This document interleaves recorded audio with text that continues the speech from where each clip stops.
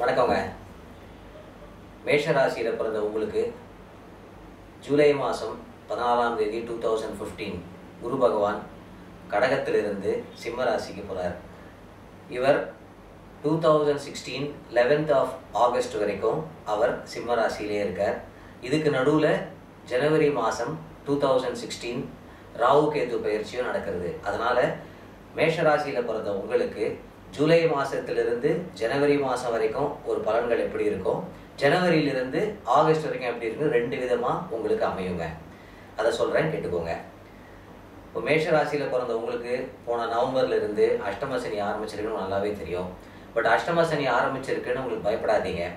ஏன்னா இதனால் வரைக்கும் 4 இருந்த குரு உங்களுக்கு பல தொல்லைகள், வீடு, நண்பர்கள், உறவினர்கள்னால சில தொல்லைகள், பிரச்சனைகள்லாம் நீங்கள் பார்த்தீங்க இல்லையா, அதெல்லாம் நீங்கி இந்த 5ஆம் இடத்து குருங்கிறவர் உங்களுக்கு சகல யோகங்களையும் சகல பாக்கியங்களும் நிச்சயமாக கொடுப்பாருங்க. இப்போது எஜுகேஷன் நீங்கள் படிக்கிறவராக இருக்கீங்க, நான் வெளிநாடு ட்ரை பண்ணுறேன், இல்லை ஹையர் ஸ்டடீஸ் ட்ரை பண்ணுறேன் அப்படின்னா இருந்த தடைகள் நீங்கி கண்டிப்பாக ஒரு சுமூகமான ஒரு முன்னேற்றம் நிச்சயமாக உங்களுக்கு அமையும்.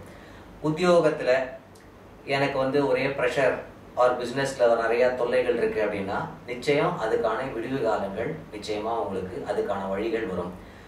அஷ்டமத்தில் சனி இருக்கார் அப்படிங்கிறதுனால உங்களுக்கு அதிக தொல்லைகளும் சிரமங்களும் கொடுத்தாலும் இந்த குரு பகவான் 5ஆம் இடத்துல இருக்கிறதுனால உங்களோட உழைப்பும் திறமையும் அதிகமாக இருக்கும் பட்சத்தில் உங்களுக்கு லாபங்களை நிச்சயமாக அவர் கொடுத்துருவாருங்க. கவலைப்பட வேண்டாம். ஏன்னா இந்த குரு பகவான் உங்களோட பாக்கியஸ்தானத்துக்கு அதிபதியாக இருக்கிறவர். பாக்கியஸ்தானம், லாபஸ்தானம், உங்கள் லக்னத்தையும் ராசியையும் பார்க்கறதுனால ஒரு நிதானமான காலமாக நம்ம எடுத்துக்கலாம். இதுக்கு அடுத்தது சில பேருக்கு கல்யாணம் ஆகலைன்னா கண்டிப்பாக கல்யாணத்துக்கு பார்த்துட்டு இருந்தீங்கன்னா கல்யாணம் ஆகிடும். ஏன்னா புத்திரகாரகன் குரு பகவான் அவர் ராசிக்கு 5ஆம் இடத்துல வர்றதுனால குழந்தைகள் இல்லை அப்படின்னு கவலைப்பட்டீங்கன்னா கண்டிப்பாக ஒரு சந்தான பாக்கியம் இந்த வருஷம் உங்களுக்கு நிச்சயமாக உண்டு. சில பேருக்கு வெளியூர் போய் செட்டில் ஆகணும் அப்படின்னு நினைக்கிறவங்களுக்கும் இப்போ கொஞ்சம் முயற்சி பண்ணீங்கன்னா நிச்சயமாக உங்களுக்கு அனுகூலமான விஷயங்கள் நடக்குங்க. இதெல்லாமே ஜூலையிலிருந்து ஜனவரி வரைக்கும் இருக்கக்கூடிய பலன்கள். ஜனவரி 11ஆம் தேதிக்கு அப்புறமா ராகு கேது உங்கள் ராசிக்கு 5, 11ஆம் இடத்துக்கு வர்றதுனால 11ல் இருக்க கேத்துங்கிறது நீண்ட நாள் எண்ணங்கள், ரொம்ப நாள் நம்ம லட்சியம் இருக்கும், நான் ஒரு பெரிய வீடு கட்டணும், இல்லை என் லைஃப்பில் நான் அச்சீவ் பண்ணணும்னு நினைப்போம் பாருங்க, அதெல்லாமே அடையறதுக்கான பாக்கியங்கள் நிச்சயமாக உண்டு. 5ஆம் இடத்துல இருக்க ராகுங்கிறதுனால புது நண்பர்கள், புது விதமான சேர்க்கை, புது மனிதர்களோட கொஞ்சம் ஜாக்கிரதையாக இருந்தீங்கன்னா தேவையில்லாத அவமான பிரச்சனைகள்லேருந்து நீங்கள் தப்பிச்சிக்கலாம். இதெல்லாமே மேஷ ராசிக்கு இருக்கக்கூடிய ஒரு பொதுவான பலன்கள்ங்க. இன்னொரு முக்கியமான விஷயம் நான் சொல்கிறேன், ஏற்கனவே நிறையா வீடியோஸில் சொல்லியிருக்கேன், இருந்தாலும் திருப்பியும் சொல்கிறேன். இந்த உலகத்தில் 12 பேரில் ஒருத்தர் உங்களை மாதிரி மேஷ ராசி. ஸோ இன்றைக்கி ஒரு 500-600 கோடி பேர் வாழ்ந்துட்டு இருக்கோம். ஸோ அப்படி பார்த்தோன்னா 12 பேரில் ஒருத்தர்னா ஆல்மோஸ்ட் 50 கோடி பேர் மேஷ ராசியாக தான் இருப்பாங்க. அவங்க எல்லாருக்குமே இந்த குரு பெயர்ச்சியோ இந்த சனி பெயர்ச்சியோ உங்களை மாதிரியே விதி அமையுமா அப்படின்னு பார்த்தா நிச்சயமாக இருக்காது. ஏன்னா ஃபஸ்ட்டு நீங்கள் ராசினா என்னன்னு தெரிஞ்சுக்கணும். இந்த 9 கிரகங்கள் இருக்கு இல்லைங்களா, அதில் சந்திரன்ற ஒரு கிரகம், 12 ராசிகளில் அந்த 9 கிரகம் சுற்றி வந்துகிட்டே இருக்குங்க. அதில் சந்திரனும் சுற்றிட்டு வந்துகிட்டே இருப்பார். நீங்கள் பிறக்கும் பொழுது சந்திரன்ற கிரகம் மேஷ ராசியில் இருக்கும்போது நீங்கள் பிறந்தீங்க, அதனால நீங்கள் மேஷ ராசி அப்படின்னு சொல்கிறோம். அந்த மேஷ ராசிக்குள்ள அஸ்வினி, பரணி, கார்த்திகை 1ஆம் பாதம்னு இருக்கு. அந்த 9 பாதங்களில் ஏதாவது ஒரு பாதத்தில் அந்த சந்திரன் இருப்பார். அதனால நீங்கள் இந்த ராசி இந்த நட்சத்திரம்னு சொல்கிறீங்க. அதை பேஸ் பண்ணி தான் என்ன மாதிரி ஜோசியர்கள் எல்லாம் குரு பெயர்ச்சி, ராகு கேது பெயர்ச்சி, சனி பெயர்ச்சிலாம் சொல்லிட்டு இருக்கோம். ஆனால் இதெல்லாமே உங்கள் ஜாதகத்தில் இருக்க சந்திரனை மட்டுமே வச்சு நம்ம சொல்கிறது. மீதி 8 கிரகம் இருக்கு இல்லைங்களா, அந்த 8 கிரகத்துக்குமே ஃபங்க்ஷனாலிட்டிஸ் உண்டு உங்கள் ஜாதகத்துக்கு. அதை எப்படி தெரிஞ்சுக்கலாம்னா உங்கள் லக்னம் எது அப்படிங்கிறத தெரிஞ்சுட்டு உங்களுக்கு உத்தியோகம் கொடுக்கக்கூடியது எந்த கிரகம், உங்களுக்கு லாபத்தை குடிக்கக்கூடியது எந்த கிரகம், இதெல்லாம் நடக்கக்கூடிய திசை இப்போ என்ன திசை, இதெல்லாம் தான் உங்களுக்கு மேஜராக ஒர்க் ஆகும். அடிஷ்னலாக இருக்கிறது தான் நான் இது வரைக்கும் சொன்ன ராசி பலன்கிறது. ஸோ ராசி பலன் ஒர்க்கே ஆகாதுன்னு சொல்ல முடியாது, ஒரு 40% தான் ஒர்க் ஆகும். பட் டோட்டல் லைஃப் உங்களுக்கு எப்படி இருக்கும் அப்படின்னா உங்கள் டோட்டல் ஜாதகத்தை பார்த்து இந்த ராசி பலனை சேர்க்கும்போது தான் முழுமையான பலன் தெரிய முடியும். ஓகே, அதை எப்படி தெரிஞ்சுக்கிறது? பை காட்ஸ் கிரேஸ் எங்களோட வெப்சைட் yourgoodtime.in நேராக எங்கள் வெப்சைட்டுக்கு வாங்க. நீங்கள் ஃப்ரீயாகவே ஒரு அக்கௌண்ட் க்ரியேட் பண்ணலாம். அதில் வந்து உங்களோட நேம், உங்கள் date of birth, time of birth, place of பர்த்லாம் கேட்கும். பொறுமையாக நிதானமாக கொடுத்துட்டு சப்மிட் பண்ணுங்கள்.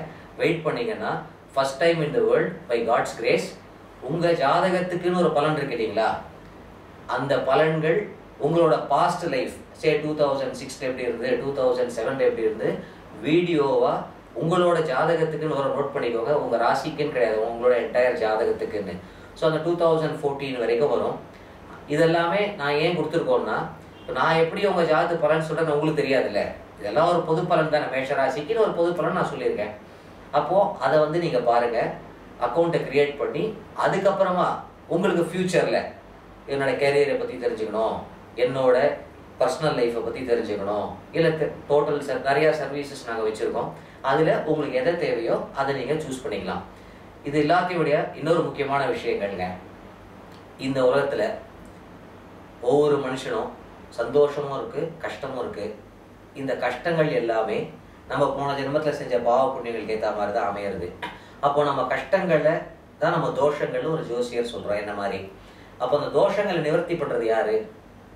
ஒரு மனிதனால இன்னொரு மனிதனோட தோஷத்தை நிவர்த்தி பண்ணவே முடியாதுங்க. தோஷத்தை நிவர்த்தி பண்ணுறது கடவுள் தான். இந்த கடவுள் அப்படிங்கிறதும் ரொம்ப முக்கியமான சப்ஜெக்ட். என்னடா சப்ஜெக்டை விட்டுட்டு வேற ஏதோ பேசுகிறான்னு நினைக்காதீங்க, இதுதான் சப்ஜெக்டே. அதாவது இப்போது உங்களோட ஜாதகத்துக்கு நல்லது செய்யக்கூடிய கிரகங்கள் இருக்கும், கெடுதல் செய்யக்கூடிய கிரகங்கள் இருக்கும். உதாரணத்துக்கு இப்போ எடுத்துக்கோமே, நீங்கள் மேஷ ராசி, அஷ்டம சனி நடந்துட்டுருக்கு.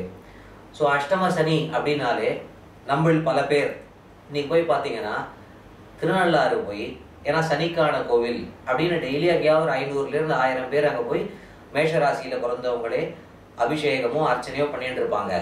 ஹானஸ்ட்லி அந்த அத்தனை பேருக்கும் பக்தியோட தான் போகிறாங்க. எல்லாருக்குமே உண்மையான பலன் கிடைக்குதா அப்படின்னு பார்த்தா நிச்சயம் இல்லை. அதுக்காக அந்த தெய்வமோ அந்த கடவுளோ தப்புன்னு ஆயிடுமா? அதுவும் கிடையாது. அப்போ ஏன் நடக்கலை அப்படிங்கிறத ஃபர்ஸ்ட் நம்ம தெரிஞ்சுக்கணும். அது தெரிஞ்சுக்கணுன்னா கடவுள் இருக்கிற இடங்கள் எல்லாமே கோவில்கள். நம்ம இந்து சாஸ்திரத்தில் மட்டும்தான் பார்த்தீங்கன்னா ஒரே ஒரு கடவுள் கிடையாது. ஒரு சிவன், பெருமாள், பிள்ளையார், தாயார், அம்பாள் அப்படின்னு ஏகப்பட்ட தெய்வங்கள். அந்த ஏகப்பட்ட தெய்வங்களில் ஒரே ஒரு தெய்வம் எடுத்துக்கோங்களேன், பெருமாள் அப்படின்னு எடுத்துக்கோங்க. அந்த பெருமாள் ஒரு பெருமாளாக இருக்காரா? திருப்பதிக்கு போனால் அவரை ஸ்ரீனிவாசன்னு சொல்கிறோம், ஸ்ரீரங்கத்துக்கு போனால் அவரை ரங்கநாதர்னு சொல்கிறோம், காஞ்சிபுரத்துக்கு போனால் அங்கே இருக்கிற பெருமாள் வரதராஜ பெருமாள்னு சொல்கிறோம். ஆனால் நம்ம சாஸ்திரத்தில் பெருமாள் எங்கே இருக்கார் அப்படின்னு கேட்டால் அவர் தூண்லையும் இருக்கார், துரும்புலையும் இருக்காருன்னு சொல்கிறோம். அப்புறம் எதுக்கு இவ்வளோ தெய்வங்கள் அப்படின்னு ஒரு கொஸ்டின் இருக்கு இல்லைங்களா? இதை நம்ம கண்டிப்பாக இதை எல்லாரும் புரிஞ்சாகணுங்க. அதுக்கப்புறம் தான் ஜோசியம் எல்லாமே. எப்படி உங்களுக்கு ராசி நட்சத்திரம் அப்படின்னு இருக்கோ அதே மாதிரி நம்மளோட கடவுள்களுக்கும் உண்டுங்க. ஃபஸ்ட்டு அதை புரிஞ்சுக்கோங்க. அதில் பெருமாள் ஈஸிங்கிறதுக்காக பெருமாளை நான் அடுத்து உங்களுக்கு எக்ஸாம்பிளாக கொடுக்குறேன். பெருமாளோட நட்சத்திரம் என்ன அப்படின்னு பார்த்தீங்கன்னா அவரோட நட்சத்திரம் வந்து திருவோணம். அப்போ பெருமாள் பல க்ஷேத்திரங்களில், பல ஆயிரம் கோவில்களில், பல ரூபங்களில் பெருமாள் இருக்கார். அப்போ எல்லா பெருமாளுமே திருவோணமாக தானே இருக்கணும். ப்ராக்டிக்கலி பார்த்தீங்கன்னா அப்படி கிடையாதுங்க. திருப்பதி போனீங்கன்னா அங்கே இருக்கிற பெருமாள் திருவோண நட்சத்திரம். இதே ஸ்ரீரங்கத்திலையும் பெருமாள் தான் இருக்கார். அந்த ரங்கநாதரை போய் என்ன நட்சத்திரம்னு கேட்டிங்கன்னா அவர் திருவோணம் கிடையாது, அவர் ரேவதி நட்சத்திரம். காஞ்சிபுரத்தில் வரதராஜ பெருமாளை போய் கேட்டிங்கன்னா அவர் ஹஸ்த நட்சத்திரம். ஏன் ஒரு பெருமாள் வேற வேற நட்சத்திரத்தில் இருக்கார் அப்படின்னா இந்த கோவிலை கட்டினது யாரு அப்படிங்கிறத ஃபர்ஸ்ட் நம்ம புரிஞ்சுக்கணும். ஓகே, இந்த கோவில் எல்லாம் கட்டினது யாருன்னா அந்த காலத்துல வாழ்ந்த ராஜாக்கள். அந்த ராஜாக்கு, அதாவது உங்களோட ஜாதகம் இருக்கு, ஜாதகங்கிறதே அந்த 12 ராசிங்கிற கட்டத்துக்குள்ள 9 கிரகங்களும் வேற வேற ஸ்பீட்ல சுத்திக்கிட்டே இருக்கும், மனுஷங்க பிறந்துட்டே இருப்பாங்க. நீங்க உங்களோட டேட் ஆஃப் பர்த் டைம் இருக்கும்பொழுது அப்படியே வானத்துல ஒரு போட்டோ எடுக்கிறோம். அந்த 12 ராசிகள்ல 9 கிரகம் எங்கெங்க இருக்கோ அதை பேஸ் பண்ணி தான் உங்களுக்கு என்னை போன்ற ஜோதிடர்கள்லாம் பலன் சொல்றோம். பலன் சொல்றது விஷயம் கிடையாது. கஷ்டப்படும் போது நம்ம ஜோசியமே பார்க்கணும், நல்லா இருக்கும்போது ஜோசியம் அவசியமே கிடையாது. அப்ப அந்த தோஷத்தை நிவர்த்தி பண்றது கடவுளுங்கிறதுக்காக நான் அதெல்லாம் பேசிட்டு இருக்கேன். அப்போ உங்க ஜாதகம் மாதிரியே ஒரு ஜாதகம். ஏன்னா என்னதான் நீங்க கணக்கு போட்டாலும் அந்த 9 கிரகமும் அந்த 12 ராசிக்குள்ளேயே தானே சுத்திட்டு வருது. அப்போ 1000 வருஷத்துக்கு முன்னாடியோ இல்லை 2000 வருஷத்துக்கு முன்னாடியோ உங்கள் ஜாதகம் மாதிரியே ஒரு ஜாதகம் வந்து தானே இருந்திருக்கும். மனுஷங்க இன்னைக்கு வாழ பல லட்சம் வருஷங்களாக வாழ்ந்துட்டு இருக்காங்க. அப்போ உங்கள் ஜாதகம் மாதிரியே ஒரு ஜாதகம் வாழ்ந்த ஒருத்தர் ராஜாவாக இருக்காருன்னு வச்சுக்கோங்க. அந்த காலத்தில் என்ன மாதிரியே ஒரு ஜோசியர் இருந்திருப்பார் இல்லையா? அந்த ஜோசியர்லாம் தான் நம்ம மகான்கள், அகஸ்தியர், மகரிஷிகள் நம்ம சொல்கிறோம். அவங்க என்ன பண்ணுவாங்கன்னா, ராஜா உன் ஜாதகத்தில் இப்போ உடைய மேஷ ராசியில் பிறந்திருக்க, அப்படி இந்த லக்னத்தில் பிறந்திருக்க, இப்போ இந்த தசை நடக்கிறது, அதனால உனக்கு இல்லற வாழ்க்கையோ இல்லை தொழிலோ உனக்கு ஏதோ கஷ்டம், இந்த மாதிரி கஷ்டங்களை கொடுக்கும். அதை நிவர்த்தி பண்ணணும்னா நீ ஒரு பெருமாள் கோவிலை கட்டுன்னு சொல்லுவாங்க. பெருமாளோட நட்சத்திரம் என்ன? திருவோணம். உங்களோட நட்சத்திரம் என்ன? தட் இஸ் அந்த ராஜாவோட நட்சத்திரம் என்ன? அஸ்வினின்னு வச்சுப்போமே, இல்லை பரணின்னு வச்சுப்போம், இல்லை கார்த்திகைன்னு வச்சுப்போம். ஸோ அந்த கார்த்திகைக்கும் திருவோணத்துக்கும் எப்படி நம்ம கல்யாணத்தை முகூர்த்தம் பார்ப்போம்? பொண்ணோட நட்சத்திரம் பையனோட நட்சத்திரம் வச்சு நம்ம கல்யாணத்துக்கு ஒரு முகூர்த்த நாள் பார்க்குறோம் இல்லையா? அந்த மாதிரி ஒரு நாளை பார்த்து ஒரு நட்சத்திரம் அன்னைக்கு அந்த பெருமாளை பிரதிஷ்டை பண்ணுவாங்க. ஒரு வரதராஜ பெருமாள் ஹஸ்த நட்சத்திரம் அன்னைக்கு பிரதிஷ்டை பண்ணுறாருன்னா, ஹஸ்த நட்சத்திரத்துக்குன்னு வாஸ்து சாஸ்திரப்படி டைமென்ஷன்ஸ் இருக்கு. பெருமாளா இருந்தால் பெருமாளுக்கு ஆண்கள் யூஸ் பண்ணுமா, பெண்கள் யூஸ் பண்ணுமா, அலிக்கல்லா, சாலக்கிராமமா, இது எல்லாமே எந்த நட்சத்திரத்தன்னைக்கு பிரதிஷ்டை பண்றோமோ அதை பேஸ் பண்ணி தாங்க. ஃபர்ஸ்ட் அதை புரிஞ்சுக்கோங்க. அதுக்கு அடுத்தது அந்த பெருமாளுக்கு 4 கோலம், நின்ற கோலம், நடந்த கோலம், கிடந்த கோலம், அமர்ந்த கோலம்னு, அதுல எந்த கோலத்தை சூஸ் பண்ணணும். அது இல்லாம அந்த பெருமாளோட ஹைட்டு எத்தனை அடி ஹைட் இருக்கணும், கர்ப்ப கிரகத்தோட நீள அளவுகள் எல்லாமே அந்த அஸ்த நட்சத்திரத்தை பொறுத்து தான் அமையும். ஆர் எந்த நட்சத்திரம் அன்னைக்கு பிரதிஷ்டப்படுறாங்களோ அந்த நட்சத்திரத்தை பொறுத்து தான் அமையும். அதனால தான் நல்லா நீங்கள் நோட் பண்ணி பாருங்க. ஒரு கோவில் போங்க, எல்லா கர்ப்ப கிரகமும் ஒரே சைஸ்ல இருக்க வேண்டியது தானே. 10க்கு 10 பா, இவ்வளோதான்ப்பா சைஸ்ன்னு வச்சிருக்காங்களா? இல்லையே. ஒரு கோவிலில் பெருமாள் ரொம்ப ஹைட்டாக இருக்கார், இன்னொன்றுல சாதாரணமாக இருக்கார், ஒன்றில் கர்ப்ப கிரகம் சின்னதாக இருக்கு, இன்னொன்று பெருசாக இருக்கு. ஏன்னா நட்சத்திரங்கள் மாறுபடும் பொழுது அளவுகளும் மாறுபடும். இது மட்டும் நட்சத்திரத்தை பொறுத்தது. பட் அந்த கோவிலை கட்டுற ராஜா நட்சத்திரத்துக்காக கட்டலையே இல்லையா? அந்த ஜாதகத்துல இருக்கக்கூடிய கிரகங்களோட தோஷங்கள் நிவர்த்திக்காக தானே கட்டுறாரு. அப்போ ஜாதகத்துல திசைகள் இருக்கு. லக்னம் அப்படிங்கிறது தான் முக்கியமான பாயிண்ட். உங்க ஜாதகத்துல லக்னம்ங்கிறது கிழக்கு. கிழக்குல எந்த ராசி உதயமாகுதோ அதான் உங்களோட லக்னம். அதனாலதான் பெரும்பான்மையான கோவில்கள் நீங்க பாத்தீங்கன்னா கிழக்கு நோக்கி தான் அமைச்சிருப்பாங்க. ஏன் மேற்கு நோக்கி அமைச்சிக்க வேண்டியதானே, நார்த்துக்கு நோக்கி அமைச்சிக்க வேண்டியதானே? இல்லை. நம்ம முன்னோர்கள் எல்லாமே ஆன்மீகத்திலையும் சரி, சயின்ஸ்லையும் சரி, இந்த உலகத்தை புரிஞ்சின்ற விஷயங்களையும் சரி, நம்மளை எல்லாரையும் விட பல ஆயிரம் மடங்கு திறமையானவர்கள், சக்தி வாய்ந்தவர்கள். அப்போ அந்த அந்த அந்த ஜாதகத்துல என்ன தோஷங்கள் இருக்கோ அதுக்கேற்ற மாதிரி கோவில்களை கட்டுவாங்க. அப்படி அமைஞ்சதுதான் நம்ம நாட்டில் இருக்கக்கூடிய இவ்வளவு கோவில்கள். இன்னைக்கு என்ன ப்ராப்ளம் ஆயிடுச்சுன்னா, நான் ஏற்கனவே சொன்ன மாதிரி சனிக்கு சரியில்லையா திருநள்ளாறு போ, காளஹஸ்தியா ராகுவா காளஹஸ்திக்கு போ, இப்படின்னு என்னவோ ஒரு கிரகத்துக்கு கோவில் கட்டதான் நம்ம நினைச்சுட்டு இருக்கோம். அப்படி பார்த்தோம்னா 9 கோவில் தானே இருக்கணும், இல்லை 27 நட்சத்திரம் தானே 27 கோவில் தானே இருக்கணும். எதுக்கு காஞ்சிபுரமே போய் பாருங்க, வீடு கட்டுற மாதிரி அவ்வளோ கோவில் கட்டி வச்சிருக்காங்க இல்லையா? அதுக்கு எந்த கோவிலுக்கு நீங்க போறீங்களோ உங்க ஜாதகப்படி அப்பதான் உங்க தோஷங்கள் நிவர்த்தி ஆகும். அதுக்கு அடுத்த லெவல் தான் ஒரு மனுஷனுக்கு ப்ராப்ளம் வரும்பொழுது we see so many avenues and solutions. ஜாதகம் பார்ப்போம், இல்லை எந்த ராசிக்கல் போட்டால் சரியாகும் அப்படின்னு யோசிப்போம். இதெல்லாமே உண்மைதான், நான் இல்லைன்னு சொல்லலை. நானும் கல் போட்டிருக்கேன். நியூமராலஜி, எந்த பேர் நமக்கு வச்சா சரியாகும், இதெல்லாமே நெக்ஸ்ட் லெவல்.